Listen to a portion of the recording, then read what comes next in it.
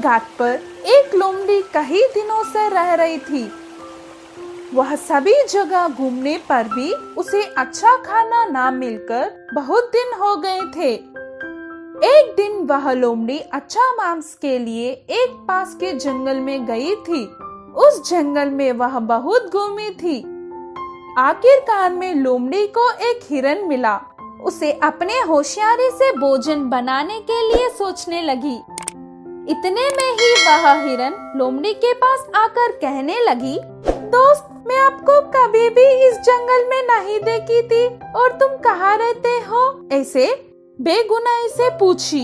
इधर मेरे वाले कोई भी नहीं है, इसलिए मैं पास के समुद्र के घाट में रहता हूँ। ऐसे लोमड़ी ने जवाब दिया। क्या समुद्री घाट? मैंने तो ऐसे कभी नहीं सुना, बोलकर हिरन हैरानी से देख रही थी। मेरे सामने पूरा पानी ही पानी है। इतना पानी है कि समुद्र के उस पार भी नहीं दिखता। अगर तुम मेरे साथ आते हो तो समुद्र बताऊंगा। ऐसे लोमड़ी बोली। समुद्र कैसा दिखता होगा, यह सोचकर हिरन लोमड़ी के साथ चलने लगी। वह दोनों जंगल में चलने के बाद थोड़ी देर में समुद्र के पास पहुंच गए थे। समुद्र को पहली बार देखकर हिरन खुशी से उछलने लगी।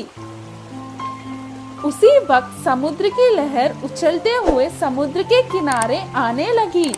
उस लहरों को दृश्य देखकर लोमड़ी, आओ लहरों आओ, मेरे दोस्त तुम्हें देखना चाहता है, उसे देखकर तुम वापस चले जाना। ऐसे लोमड़ी बोली। लहरें आकर चली गई।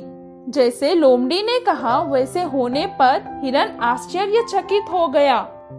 लहरों, तुम ऐसे ही आते रहो, मैं और मेरा दोस्त तब तक बात करते रहेंगे।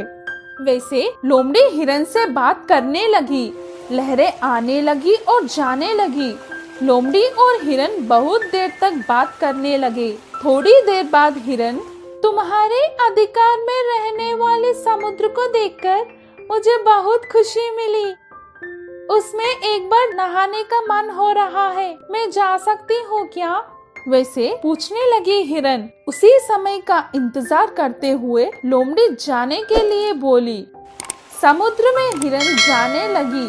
थोड़ी देर गई कि नहीं, एक बड़ा सा लहर हिरन को डुबा लेकर गई और हिरन उस लहरों के वजह से सांस न ले पाई। इसी वजह से हिरन समुद्र के किनारे पड़कर मर गई।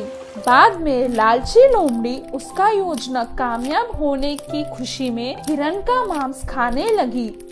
इस कहानी की सीख यह है कि दूसरों के बात में कितना सच है, यह जानकर उसके बाद आगे बढ़